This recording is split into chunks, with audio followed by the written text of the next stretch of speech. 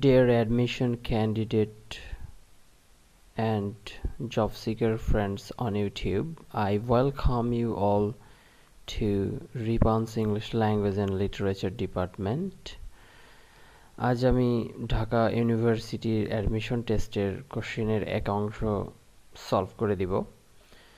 But before doing that, I recommend you to be ready with your writing materials.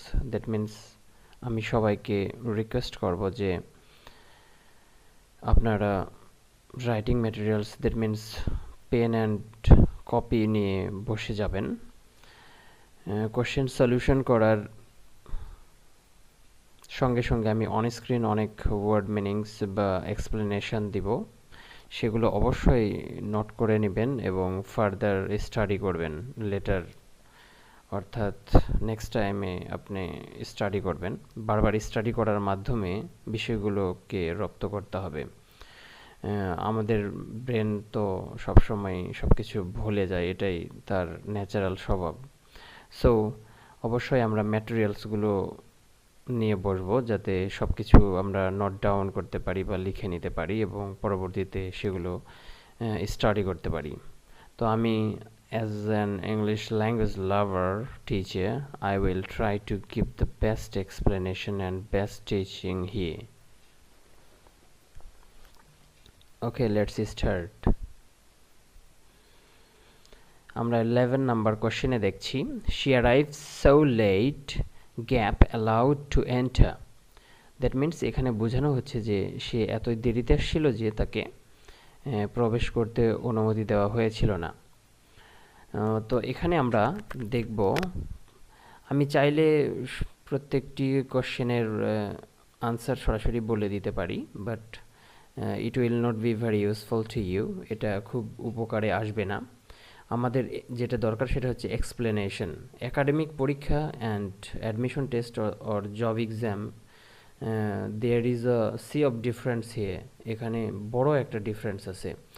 আমরা academic syllabus limited কিছু materials পড়ে দেখি যে আমাদের কোশ্চেন পেপারে সব কিছু কমন, বাট যখন আমরা কোনো competitive exam like varsity admission test or job এক্সামে যাই, তখন দেখা যায় যে সব কিছুই কিছুটা অন্ধকারের মতো, সব কিছুকেই আনকমন মনে হয়। বিশেষ করে সদ্য স্কুল এবং কলেজ পেরিয়ে যখন ইউনিভার্সিটি টেস্টে দিতে আসা হয়, তখন দেখা যায় যে সব কোশ্চেনই আনকমন মনে হয় যে এতদিন কি পড়লাম, সব কিছুই মনে হচ্ছে বৃথা। তো এরকম সেন্স বিশেষ করে জব এক্সামে অতটা হয় না, বাট ভার্সিটি অ্যাডমিশন এক্সামে হয়। বিকজ তখন একজন সদ্যজাত এক শিশুর মতো জাস্ট স্টুডেন্ট, মানে স্কুল কলেজ পড়ুয়া স্টুডেন্টরা যখন ভার্সিটিতে আসে তখন একবারে হাবুডুবু খাওয়ার মতো একটা ভাব হয়ে যায়। So it's a very big challenge for you all. সবার জন্য কিন্তু একটা বড় রকমের চ্যালেঞ্জ। সো আমি এখানে এক্সপ্লেনেশন মানে কারেক্ট আনসারগুলো বলার আগে রং আনসারগুলো সম্পর্কে টুকটাক বলবো, দেন আমি finally I will give the correct answers. Finally correct আনসারগুলো দিব। 11-এ তাহলে দেখা যাচ্ছে শি অ্যারাইভড সো লেট। তো অ্যান্ড এ নাম্বারে যদি আমরা দেখি, and as not to be allowed to enter, actually এটা কোনো সেন্সই তৈরি করে না, it's a non sense. Next আমরা বি নাম্বারে যদি যাই, same, she arrived so late for not to be allowed. এখানে এটাও আবার অ্যালাউড ডাবল এখানে দেওয়া আছে। সো গ্যাপের পরে তো আমাদের অ্যালাউড আছেই, সো এটাও ইটস আ ননসেন্স, এটাও কারেক্ট আনসার না। দেন আমরা যদি সিতে যাই তাহলে দেখছি she arrived so late so not to be allowed to enter. এরকম আমরা কোনো সেন্টেন্স পড়ি না, it also creates no sense. এখানেও আমরা কোনো অর্থের দিকে যেতে পারছি না। সো এখানে দেখা যাচ্ছে যে ডি অপশনটাই লেফট আছে, that means it's the correct answer. এখানে যদি আমরা এটা পড়ি, she arrived so late that she was not allowed to enter, তাহলে ইট মেক্স আ সেন্স। এটা অর্থ তৈরি করছে যে সে এত দেরিতে আসছিল যে তাকে প্রবেশ করতে দেওয়ার অনুমতি দেওয়া হয়েছিল না। আর আমরা তো জানি আরেকটি বিষয়, আমি অন স্ক্রিনে সেটা দেখাচ্ছি, যে সো ডট ডট দ্যাট হয়।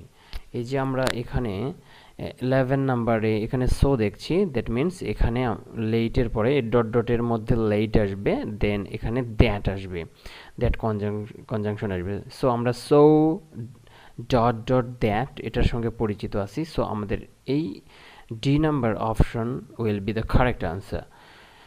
Next let's go to number 12 নম্বরে আমরা যাব। My house is gap comfortable then my father's. এখানে বোঝানো হচ্ছে যে আমার বাড়িটি আমার বাবার বাড়ির চেয়ে বেশি আরামদায়ক। এখানে ফাদার্স দেওয়া আছে, এখানে উজ্জ আছে, ফাদার্স হাউস হবে, তো এভাবেও আমরা লিখতে পারি, my house is gap comfortable then my father's.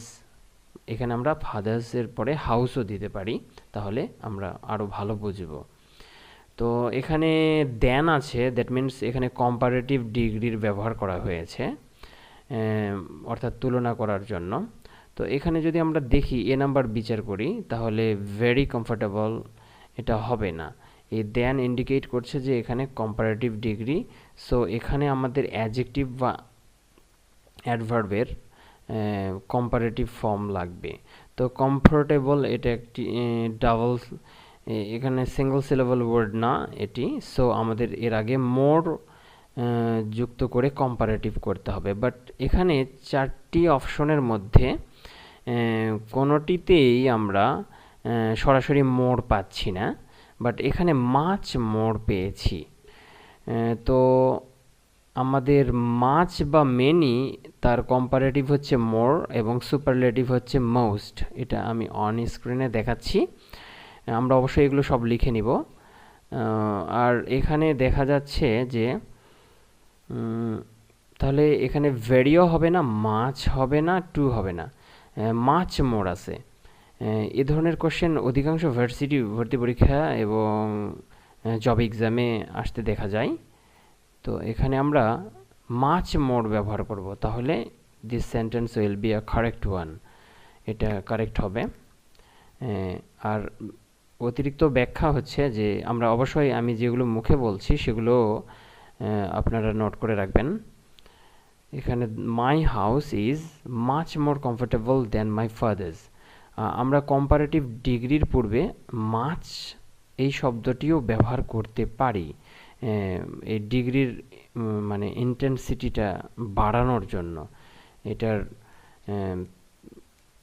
অর্থাৎ এটার যে তীব্রতা বা এই যে এটার উপর এমফ্যাসিস দেওয়ার জন্য আমরা কম্পারেটিভ ডিগ্রির পূর্বে মাছ ব্যবহার করতে পারি। So I think it is now clear to you all. আর এই এক্সপ্লেনেশনগুলো লিখে রাখতে হবে। 13-এ আমরা দেখি কি লেখা আছে।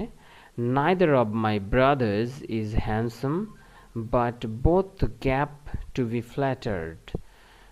তাহলে এখানে দেখা যাচ্ছে এর অর্থ দাঁড়াচ্ছে এরকম যে আমার ভাইদের কেউই সুদর্শন না, but both gap to be flattered, কিন্তু উভয়েই কি করে, তোষামোদ শুনতে ভালোবাসে, অন্যদের দ্বারা তোষামোদ শুনতে, বাট বোথ, হ্যাঁ, অন্যদের দ্বারা তোষামোদ শুনতে তারা ভালোবাসে।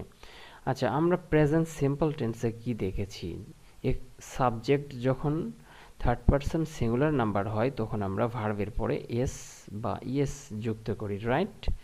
তো এখানে আমরা বোথ দেখছি, বোথ মিন্স মাই ব্রাদার্স, মানে আমার ভাইয়ের দুইজনই। সো এখানে subject third person singular number না, প্লুরাল নাম্বার। তাহলে আমরা বুঝতেই পারছি যে এই সেন্টেন্সে একটি বিষয় হচ্ছে যে এখানে পাস্ট টেন্স নির্দেশক কোনো শব্দ নেই। সো এখানে নাম্বার ডি ওয়ার লাইকড এটা হবে না। আর এখানে বোথ, দ্যাট মিন্স এখানে ব্রাদার্স আছে, তাহলে তো প্যাসিভ ভয়েস হওয়ার প্রশ্ন আসে না, যে না, এটা এভাবে ব্যাখ্যা করা যাবে না।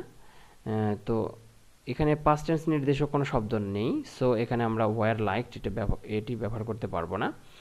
দেন এই যে এখানে সি নাম্বারে কি আছে, লাইকিং আছে। আচ্ছা, আমরা ভার্বের আইএনজি ফর্ম কখন ব্যবহার করি? যখন বি ভার্ব থাকে, অর্থাৎ অ্যাক্টিভ ভয়েসে am, is, are, was, were এগুলো থাকে, তারপরে তবেই আমরা আইএনজি বলা ভার্ব ব্যবহার করতে পারি। তো এই গ্যাপের লেফট সাইডে there is no be verb, অর্থাৎ কোনো বি ভার্ব নেই, তাহলে তো আমরা এখানে লাইকিং ব্যবহার করতে পারবো না। অ্যান্ড এখানে বোথ, দ্যাট মিনস এটা plural, third person singular number না, তাহলে এখানে লাইকসও ব্যবহার করা যাবে না। সো এখানে হবে like, that means number B is the correct option. তাহলে আমরা এটার আনসার দিব বি। এখানে বলা হচ্ছে identify the correct sentences 14 to 17, 14 থেকে 17 এখানে কারেক্ট সেন্টেন্স খুঁজে বের করতে হবে। তো এখানে আমরা রং সেন্টেন্স কোনগুলো এবং কেন সেটি নিয়ে কথা বলবো, তাহলে আমাদের আন্ডারস্ট্যান্ডিংটা ভালো হবে। আর আমরা যদি ভালো করে বিষয়গুলো না বুঝি, তাহলে এই সেম কোশ্চেনগুলো তো কোনো ভার্সিটি এক্সাম বা জব এক্সামে রিপিটেড নাও হতে পারে বা হবেই না। তাহলে আমরা কেন এগুলো মেমোরাইজ করব, মুখস্থ করব? আমাদের অবশ্যই বুঝতে হবে। আর কম্পিটিটিভ এক্সামগুলোতে আমাদের ডেপথ অফ নলেজ বা জ্ঞানের গভীরতাটা মাপা হয়, এবং এটা আসলে পাশ করানোর পরীক্ষা না, এটা ছাঁটাই করার, বাদ দেওয়ার পরীক্ষা। That means they try to pick out able bodied or qualified candidates. তারা কোয়ালিফাইড ক্যান্ডিডেটসদের কি করতে চায়, বেছে নিতে চায়, অ্যান্ড বাকিদেরকে বাদ দিতে চায়। So obviously this exam will be a great challenge for us, আমাদের জন্য কঠিন হবে। সো আমরা এখন 14 নম্বরে আনসারে যাব, সেটা হচ্ছে এখানে রং আনসারগুলো আমরা খুঁজে বের করব। প্রথমে 14-এ ডি নাম্বারে যদি আমরা যাই, তাহলে এখানে কি আছে?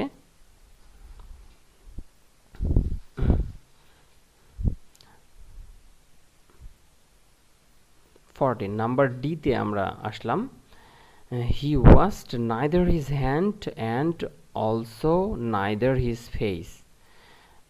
আমরা নাইদার এর সঙ্গে আবার অ্যান্ড এগুলো ব্যবহার করি না।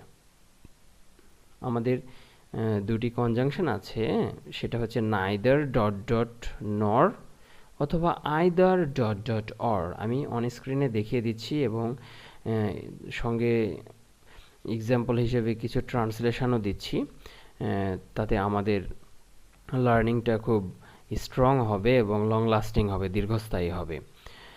তাহলে দেখছি যে ডি নাম্বার অপশন ইনকারেক্ট, এটা ভুল। এবার সিতে যাই আমরা। He washed neither his hand or face. হ্যাঁ, আমি একটু আগেই কি বললাম, নাইদার ডট ডট নর হবে অথবা আইদার ডট ডট অর হবে। তো নাইদারের সঙ্গে তো আর অর ব্যবহৃত হয় না, right? So this is incorrect, এটা ইনকারেক্ট, অশুদ্ধ। নেক্সট আমরা যদি এ নাম্বার নিয়ে কথা বলি, he washed neither his hand, same story is here. এখানে একই কাহিনী আছে। এখানে নাইদারের সঙ্গে অর আছে, নাইদারের সঙ্গে আমাদের নর হবে, এটা দেখা যাচ্ছে বি নাম্বারে, নাইদার এই যে নর। So he washed neither his hand নর হিজ ফেস, অর্থাৎ সে তার হাতও পরিষ্কার করেনি বা ধৌত করেনি, তার মুখমণ্ডলও ধৌত করেনি। So this is correct. Now we will go to the next slide.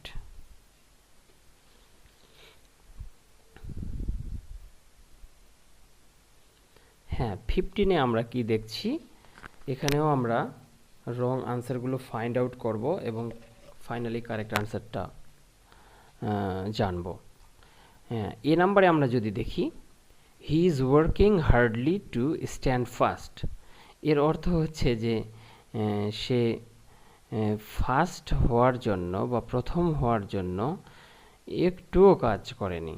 Hardly মানে কিন্তু কঠোর না, হার্ডলি অর্থ হচ্ছে কদাচিৎ। আমি অন স্ক্রিনে দেখাচ্ছি। হার্ডলি অর্থ হচ্ছে বলতে গেলে না। এরপরে আমরা ডি নাম্বার অপশনে যাচ্ছি। He was working hardly to stand first. আচ্ছা, এখানে ভুল হচ্ছে যে এখানে কিন্তু পাস্ট টেন্স নির্দেশক কোনো শব্দ নেই, সো আমাদের পাস্ট কন্টিনিউয়াস টেন্স এটাকে বানানো যাবে না। এটাও একটা রং মানে দেখা যায়, এই বিষয়টিও একটা মানে রংলি ডান, এটাও ভুল করা হয়েছে। অ্যান্ড হার্ডলি মানে তো আমরা জানলাম, হার্ডলি আসলে বলতে গেলে না, মানে নেগেটিভ অর্থে ব্যবহৃত হয়। Hardly does not mean hard or seriously, এটার দ্বারা বোঝায় না। এবার আমরা সি নাম্বারে যদি দেখি, he works hard to standing first, same একই অর্থ কিন্তু সবগুলোর দ্বারা বোঝানোর চেষ্টা করা হচ্ছে, বাট গ্রামাটিক্যালি সেন্টেন্সগুলো রং। এখানে দেখা যাচ্ছে কি টু প্রেপোজিশন আছে, তো টু এর পরে কিন্তু সাধারণত আমরা বেস ফর্ম ভার্বের ব্যবহার করে থাকি, রাইট?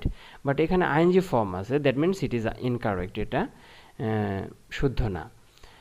এবার বি নাম্বারে যদি আমরা দেখি, he is working hard to stand first, সে কি মানে প্রথম স্থান অধিকার করার জন্য বা প্রথম হওয়ার জন্য কঠোর পরিশ্রম করছে। এখানে টেন্স ইন্ডিকেটর কোনো শব্দ নেই, সো আমরা প্রেজেন্ট টেন্সে লিখতে পারবো, এই দিক দিয়ে বিচার করলেও কারেক্ট। অ্যান্ড এখানে ইনফিনিটিভের সঠিক ব্যবহার আছে, টু এরপরে ভার্বের base form, this is called infinitive. তাহলে আমরা 15 নাম্বার খুব ভালো করে বুঝলাম। আমরা নেক্সট 16-এ মুভ করতে পারি। হ্যাঁ, 16 নাম্বারে আমরা ভুলগুলো খুঁজে বের করব। 16 নাম্বারে আমরা ডি থেকে শুরু করি। When my father died, however, I was only 10 years old. মানে এখানে বোঝানো চাচ্ছে যে বোঝাতে চাওয়া হচ্ছে যে আমার বাবা যখন মারা গিয়েছিলেন তখন আমার বয়স ছিল অনলি 10 বছর। তো আমরা কি জানি, যখন কোনো কমপ্লেক্স সেন্টেন্স হোয়েন দিয়ে শুরু হয়, অর্থাৎ হোয়েন দিয়ে একটা সাবঅর্ডিনেট ক্লজ শেষ হয়, দেন প্রিন্সিপাল ক্লজ থাকে। তো এখানে হোয়েন দিয়ে এই ক্লজ সাবঅর্ডিনেট ক্লজ শেষ করা হয়েছে এবং এখানে ফুল স্টপ দেওয়া হয়েছে। আমরা জানি কি একটা লম্বা কমপ্লেক্স সেন্টেন্সের সাবঅর্ডিনেট ক্লজ শেষ হলে একটা কমা হয়, বাট এখানে ফুল স্টপ দেওয়া আছে। এটা তো একটা কমপ্লিট সেন্টেন্সের পরেই তবে আমরা ফুল স্টপ ব্যবহার করতে পারি, বাট এখানে ফুল স্টপের রং ইউজ হয়েছে, মানে এটা তো subordinate clause. This is not able to express a complete meaning, something is still left. এখানে কমপ্লিট মিনিং তো এটা প্রকাশ করতে পারছে না, এখানে কিছু থেকেই যাচ্ছে বিষয়, তাহলে এটা ইনকারেক্ট এই বিচারে। আমরা এখন সি নাম্বারে যাব। When my father died and I was only 10 years old. হ্যাঁ, আমরা কি জানি একটা কমপ্লেক্স সেন্টেন্সে সাবঅর্ডিনেট ক্লজ থাকবে, দেন কমা থাকবে, দেন প্রিন্সিপাল ক্লজ থাকবে, এভাবে সাজানো থাকতে পারে।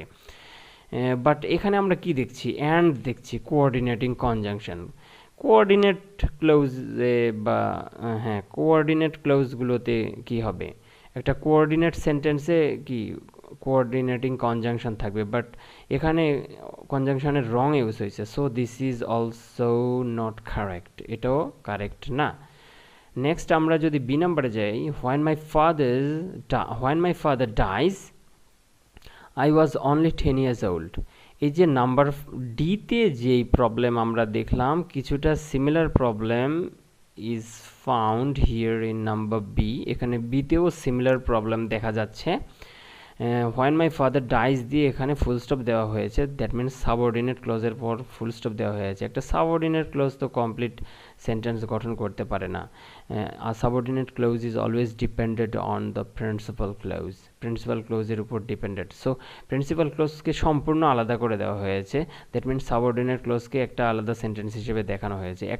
একটি সাবঅর্ডিনেট ক্লজ একটি সেন্টেন্স গঠন করতে পারে না যদি না তার পাশে প্রিন্সিপাল ক্লজ থাকে। সো আমরা বুঝে গেছি number 1 is correct. when my father died I was only 10 years old. এখানে আমি দেখছি যে subordinate clause when my father died এটার পরে কমা আছে, যেটা নিয়ে আমি এতক্ষণ বকবক করছিলাম বা বলছিলাম। দেন প্রিন্সিপাল ক্লজ আছে I was only 10 years old. আবার এই সেন্টেন্সকে আমরা এভাবেও লিখতে পারি, I was only 10 years old when my father died. আর যদি আমি যেভাবে বললাম এভাবে যদি আমরা সেন্টেন্স লিখি, তাহলে we don't need to use comma, আমাদের কমা ব্যবহার করার কোনো প্রয়োজন নেই। Now let's shift to number 17 আমরা যাই। এখানেও আমরা রং সেন্টেন্সগুলো বের করব। সো আমি আবারও ডি থেকে শুরু করতে যাচ্ছি। Do you want tea or coffee? They are both ready. এখানে মানে আসলে বোঝাতে চাওয়া হচ্ছে যে আপনি কি কফি নাকি চা কোনটি চান। তাহলে এখানে যদি প্রশ্ন করা হয় তাহলে এখানে কোশ্চেন মার্ক কই? কোশ্চেন মার্কের বদলে এখানে কি দেওয়া আছে? এখানে ফুল স্টপ দেওয়া আছে, সো ইট ইজ ইনকারেক্ট। আবার এখানে বলা হচ্ছে দে আর বোথ রেডি, দুটি রেডি আছে, বা চাও রেডি আছে কফিও রেডি আছে, বাট এটা তো একটা স্টেটমেন্ট, রাইট, অ্যাসার্টিভ, বাট এখানে কোশ্চেন মার্ক দেওয়া আছে, সো ইট ইজ রং। এবার আমরা সিতে যাব, do you want tea or coffee?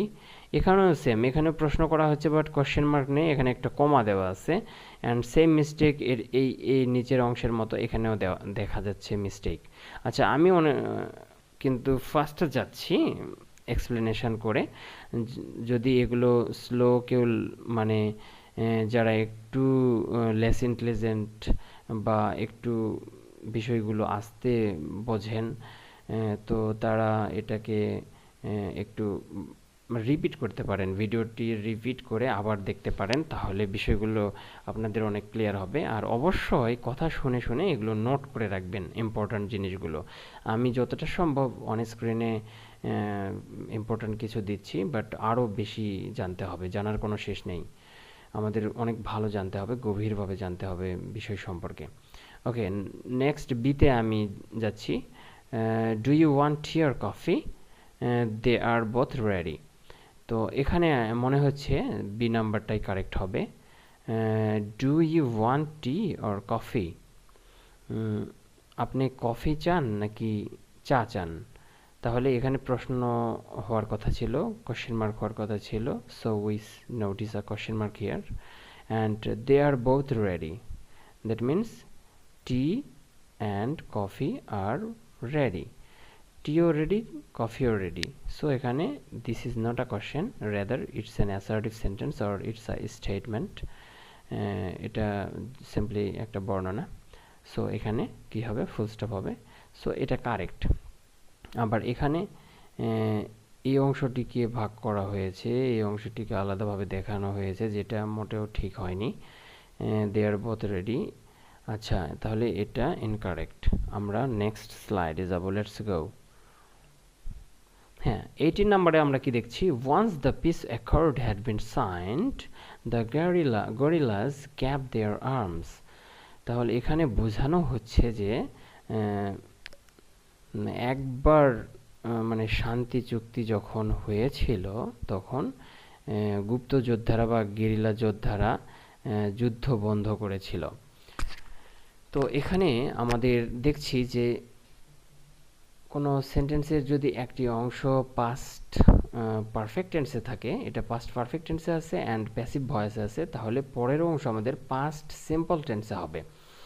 তো এখানে পাস্ট সিম্পল টেন্সে যদি আমরা করতে যাই, তাহলে এখানে কি আছে? Laying down. আমরা তো এর আগেও আলোচনা করেছি, আইএনজিওয়ালা ভার্ব তখনই হবে যখন আইএনজিওয়ালা ভার্বের আগের অংশে, অর্থাৎ শূন্যস্থানের আগের অংশে বি ভার্ব থাকবে, অ্যাম, ইজ, আর, ওয়াজ, ওয়ার এগুলো থাকবে। তো এখানে তো শূন্যস্থানের লেফট সাইডে আমরা we don't find the presence of B ভার্বের কোনো উপস্থিতি দেখতে পাচ্ছি না, so this is incorrect. And same এখানেও কিন্তু তাই হচ্ছে, আর এখানেও তাই হচ্ছে। আবার এখানে আর একটি ভুল আছে, যে এখানে আসলে লাই ভার্বের আইএনজি ফর্ম দেওয়া হয়েছে, যেটা এখানে অর্থের দিক দিয়ে এর সঙ্গে যায় না। আর এখানে দেওয়া আছে লেইন ডাউন, এটা পাস্ট পার্টিসিপল ফর্মের আকারে দেওয়া আছে, বাট এখানে যে ভার্বটা আমাদের লাগবে তার বেস ফর্ম হচ্ছে LAY, লে। সো এটা লের পাস্ট এবং ফার্স্ট পার্টিসিপল ফর্ম হচ্ছে লেইড এটা, সো এটাও ইনকারেক্ট। তাহলে আমাদের কারেক্ট আনসার হবে এ, লেইড ডাউন। আর এখানে lay down arms means to stop fighting, যুদ্ধ বন্ধ করা বা যুদ্ধ বিরতি দেওয়া। এটা আমি অন স্ক্রিনেও দেখাচ্ছি। অবশ্যই আমরা এগুলো কপিতে লিখে নিয়ে বারবার স্টাডি করব। এখানে বলা হচ্ছে চুজ দ্য কারেক্ট, এখানে একটা ও বেশি হবে, this is a slip, typing mistake. Choose the correct interrogative forms 19 to 20, that means 19 এবং 20 নাম্বারের কি করতে হবে, কারেক্ট ইন্টারোগেটিভ সেন্টেন্সগুলো খুঁজে বের করতে হবে। আমরা রং আনসারগুলো দিয়ে শুরু করব। আচ্ছা, নাম্বার এতে দেখছি which of the pictures you like best. এখানে বলা হচ্ছে যে এই ছবিগুলোর মধ্যে কোন ছবি তুমি সবচেয়ে বেশি পছন্দ করো। বাট আমাদের এখানে কোনো টেন্স ইন্ডিকেটর নাই, এমন কোনো ওয়ার্ড নেই যেটা দেখে আমরা বুঝবো যে এটা পাস্ট টেন্সে আছে বা প্রেজেন্ট পারফেক্ট টেন্সে আছে বা কোনো একটা টেন্সে আছে। যখন কোনো টেন্স ইন্ডিকেটর থাকে না তখন আমাদের নর্মালি ধরে নিতে হবে যে এই টেন্সটি প্রেজেন্ট সিম্পল টেন্সে। আর প্রেজেন্ট সিম্পল টেন্সে যদি কোশ্চেন করা হয় তাহলে অবশ্যই সেখানে হেল্পিং ভার্ব ডু বা ডাজ আসবে, but we don't find the use of do or does here. আমরা এখানে ডু বা ডাজের ব্যবহার দেখছি না। নাম্বার বিতে আমরা আসি, which of the pictures are you like best. এখানেও আমরা বি ভার্ব সেন্টেন্সের গ্রামাটিক্যাল ভুল লক্ষ্য করছি, গ্রামাটিক্যাল মিস্টেকস। এখানে আর দেখছি, আমরা কি জানি, আমরা অ্যাক্টিভ ভয়েসে বি ভার্ব অর্থাৎ অ্যাম, ইজ, আর, ওয়াজ, ওয়ার এগুলোর পরে আইএনজি যুক্ত বা ING form of verb, main verb লক্ষ্য করি, বাট এখানে লাইক দেওয়া আছে, আইএনজি ফর্ম নাই, so this is incorrect. Next আমরা যদি সিতে যাই, which of the pictures do you like best, তাহলে এখানে আমরা এই প্রেজেন্ট সিম্পল টেন্সের helping verb do or does পেয়েছি, so this is the correct answer. Correct answer is C in 19, 19 নম্বরে সি হচ্ছে কারেক্ট আনসার। সো আমি মনে করি আর এখানে তেমন আলোচনা করার প্রয়োজন নেই, এটা আমরা পড়লে নিজেরাই বুঝতে পারবো। 20 নাম্বারে যাই। 20 নাম্বারে লেখা আছে যে এখানে বোঝাতে চাওয়া হচ্ছে যে তুমি কি ভাবো বা আপনি কি ভাবেন যে মিস্টার এবং মিসেস আলম আপনাকে বা তোমাকে তাদের বাসায় দাওয়াত করবে বা ইনভাইট করবে। তাহলে এখানে আমরা ডি নাম্বার থেকে শুরু করি। Do you think mister and Mrs Alam will be invite you to their house. এখানে আমরা রং ইউজ দেখছি উইল বি। তাহলে আমরা কি জানি যে ফিউচার কন্টিনিউয়াস টেন্সে will be or shall be এর পরে ING form of the main verb is used. ভার্বের আইএনজি ফর্ম হওয়ার কথা, বাট এখানে নেই, so this is not correct. C নাম্বারে যাই। Do you think the house invites mister and Mrs Alam. আচ্ছা, এখানে বলা হচ্ছে যে তুমি কি মনে করো যে বাড়িটি মিস্টার এবং মিসেস আলমকে ইনভাইট করবে বা দাওয়াত দেবে। বাড়ি কি কাউকে দাওয়াত করতে পারে বা ইনভাইট করতে পারে? সো দিস ইজ অ্যাবসার্ড, অযৌক্তিক। নেক্সট আমরা বি নাম্বারে যেতে পারি। Do you think mister and Mrs Alam invite you to their house. এখানে আমরা টেন্সের রং ইউজ দেখতে পাচ্ছি যে মানে দাওয়াত করবে বা ইনভাইট করবে, এটা তো ফিউচার টেন্সে যাওয়ার কথা, রাইট? বাট এখানে কি হচ্ছে, ইনভাইট লেখা আছে, ইনভাইট অর্থাৎ প্রেজেন্ট সিম্পল টেন্সে। সো এটা এই সেন্সে এটা ভুল। তাহলে আমরা বুঝতেই পারছি 20-তে আমাদের এ নাম্বার অপশনটি কারেক্ট অপশন হবে। Do you think mister and Mrs Alam will invite you to their house. আপনি কি ভাবেন বা তুমি কি ভাবো যে মিস্টার অ্যান্ড মিসেস আলম তোমাকে বা তোমাদেরকে তাদের বাসায় ইনভাইট করবে। সো আমি আশা করছি, I hope the explanations have been done in a very suitable and very easy way and they must be helpful to you. অবশ্যই আপনাদের জন্য হেল্পফুল হবে। and in future I will be here with more important classes on grammar and grammatical terms. and also with the solution of some competitive exams like this one. And until then, Allah Hafiz. Thank you all.